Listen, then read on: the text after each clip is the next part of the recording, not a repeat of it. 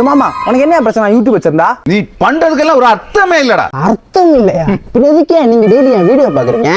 என்ன பண்றேன்னு தெரிஞ்சுக்கதான். பாக்குறீங்க, சப்ஸ்கிரைப் பண்ணி பார்க்கலாம்ல. சப்ஸ்கிரைப் போட்டா உனக்கு காசு வருமாம, அதான் போட மாட்டேன். இதான் உன் பிரச்சனையே. நான் சம்பாதிக்கிறதா உனக்கு பிரச்சனை, யூடியூப் கிடையாது. டேய், முதல்ல ஒரு வேலைக்கு போய் சம்பாதிக்க கத்துக்க. நீங்க வேலைக்கு போய் எவ்வளவு வருஷம் ஆச்சு? 25 வருஷம் ஆச்சு. அந்த 25 வருஷம் நீங்க வாங்கின சேலரியும் நான் யூடியூப்ல ஒரே வருஷம் வாங்கின சேலரியும் கம்பேர் பண்ணி பார்க்கலாமா? ஏண்டா அவ்வளோ சம்பாதிக்கிறியா? இல்ல, அப்புறம் நீங்க அவ்வளவு கம்மியா சம்பாதிக்கிறேன்னு சொன்னேன்.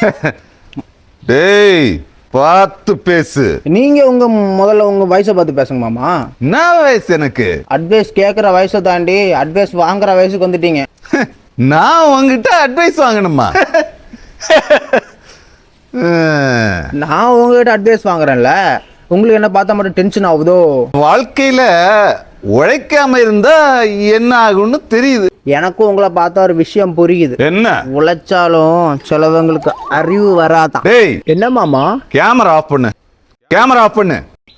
கேமரா எதுக்கு? உங்ககிட்ட கொஞ்சம் தனியா பேசணும். எதுனாலும் கேமரா முன்னாடியே சொல்லுங்க. இது வரைக்கும் சொன்னதெல்லாம் ஆடியன்ஸ் கேட்டுட்டாங்க. அதான் சொல்றேன், ஆஃப் பண்ணு. யா, நல்லா தானே போகுது. நல்லாவா? ஆமா. அப்ப இந்த வீடியோக்கு ஒரு டைட்டில் போடலாமா? என்ன? என் மருமகனை எப்படி அடிச்சு துவைச்சு காய போடுறதுன்னு பாப்பா கைஸ். யோ மாமா, ஆள விடுறா. டேய், ஓடாதடா. நில்லுடா. கேமரா இருக்கியா? துரத்தாதயா. கேமராயும் தூக்கிட்டு ஓடுறா. யோ, கண்டென்ட்க்கு என்ன அவ்வளவு டெடிகேஷனா? டேய், நில்லுடா.